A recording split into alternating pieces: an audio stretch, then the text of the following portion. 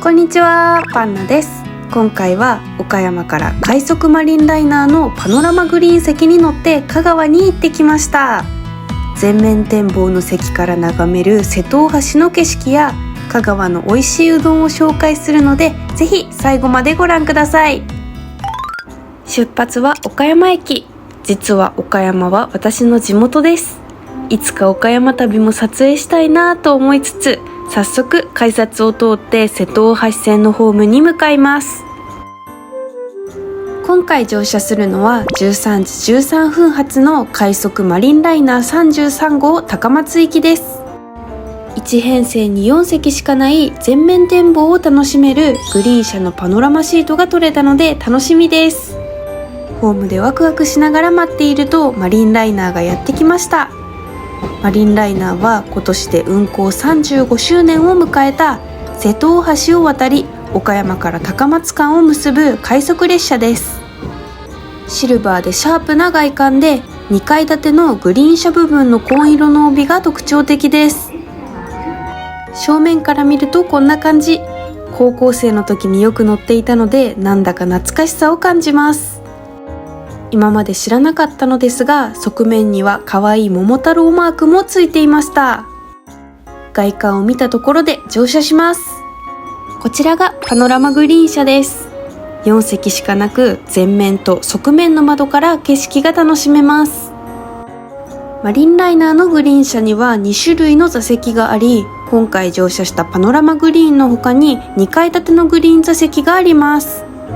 2階建ての方は全面展望はありませんが、横の窓で高い位置から景色を楽しむことができます。2階建てグリーン席もパノラマグリーン席もグリーン料金は1000円で同じなので、好みに合わせて選択してみてください。それではパノラマ席に戻ってきたので座席周りを見てみます。前方の見え方はこんな感じ。運転席越しの景色が見えてテンションが上がります。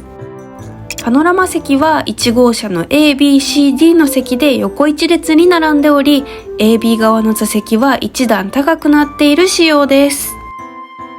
ただ AB 側は運転席の真後ろなので、景色を楽しみたい方は CD 側の方がおすすめです。シートは結構ふかふかしていてリクライニングもできました。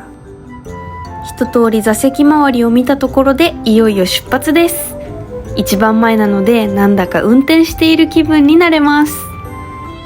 ここで宇野港線が停車しているのも見ることができました。ちなみに今回パノラマシートは私以外いなかったので貸し切り状態。ちょっと贅沢な感じです。途中川を渡り茶屋町駅を通過します。ここは岡山から宇野へ向かう宇野線と四国へ向かう瀬戸大橋線との分岐点です。茶屋町駅を過ぎると次は小島駅に到着。ここからは JR 四国の管轄になるので車掌さんが交代しました。小島駅を出発したところで岡山駅で買っておいた名物の村すずめを食べたいと思います。村すずめは粒あんをクレープみたいな薄皮に包んだお菓子で、私は子供の頃からよく食べてました。久しぶりに食べた村すずめは程よい甘さで美味しく、なんだか懐かしさを感じます。食べながらトンネルを通過するといよいよ瀬戸大橋を渡る瞬間がやってきました。海の上の橋を電車で渡っているのがなんだか不思議な感覚です。横の窓から瀬戸内海を見てみると太陽に反射してキラキラしていて本当に綺麗でした。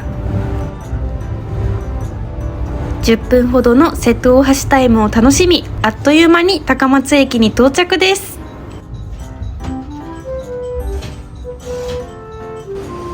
高松駅ではマリンライナーが2台並んでいる様子も見ることができました。はい、高松駅に到着しました。マリンライナーのねパノラマ席はすごく景色が良くて楽しかったです。ではね、せっかく香川に来ているのでこれからうどんを食べに行きたいと思います。というわけで駅近くのうどん屋さんへ。この日は年末年始で閉まっている店も多かったのですが、かろうじて空いていた讃岐うどんの店に入りました。いろいろとメニューがありましたが、私はおすすめメニューの釜玉うどんにしました。こちらが釜玉うどんです。醤油をかけて卵を割って麺を持ち上げてみると、見るからにコシの強そうな麺で美味しそうです。それではいただきます。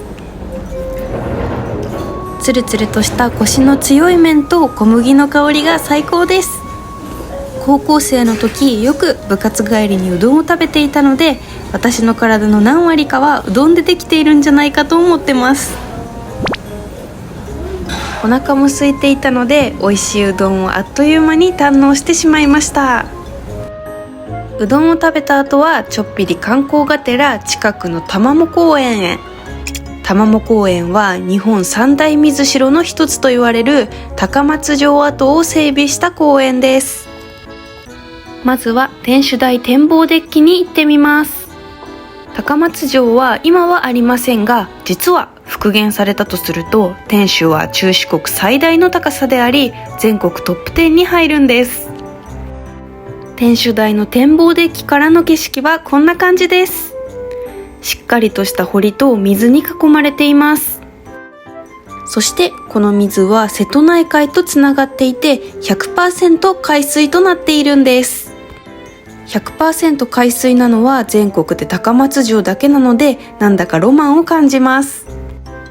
天守台を降りると、この時は行われていませんでしたが、お堀で船に乗れるスペースがありました。玉藻丸という船で天守台を間近に見ながら魚への餌やりなどもできるようです。また少し歩いたところに天守台の上に天守を復元したイメージ写真もありました。天守台だけでも結構な迫力があるので、お城が復元したら相当なインパクトがありそうです。そしてこの後は飛び石が見どころの庭園もぐるっと周遊。この庭園は国指定史跡にも選ばれていて、非常に見応えがありました。